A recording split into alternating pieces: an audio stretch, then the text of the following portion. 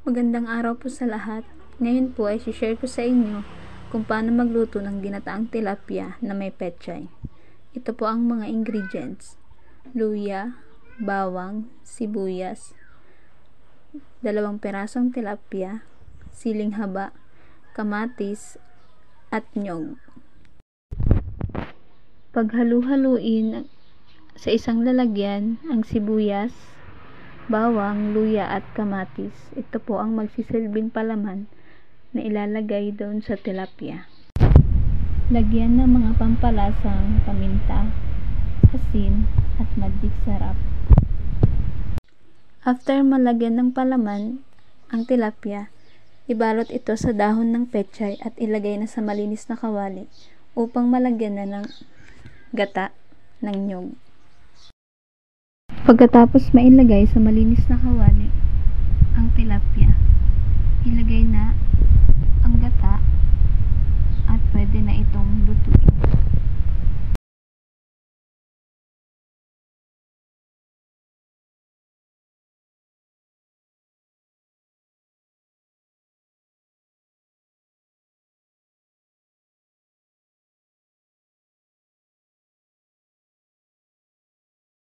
Antayin lamang ang ilang minuto na kumulo ito, saka ito lagyan ng mga pampalasa gaya ng asin, paminta at magic sarap upang magkaroon ng lasa ang sabaw nito.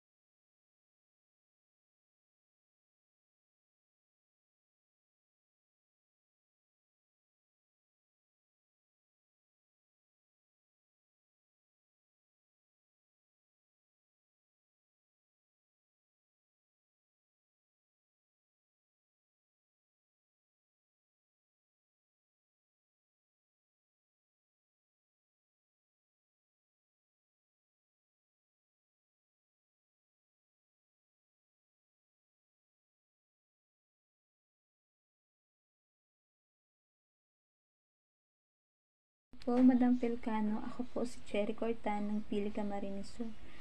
Magpapasalamat lang po ako sa ibinigay niyo pong budget upang makapagluto po kami ng ulam. Sana po ay mas marami po kayong matulungan na tulad ko po. Maraming salamat po. God bless po, ma'am.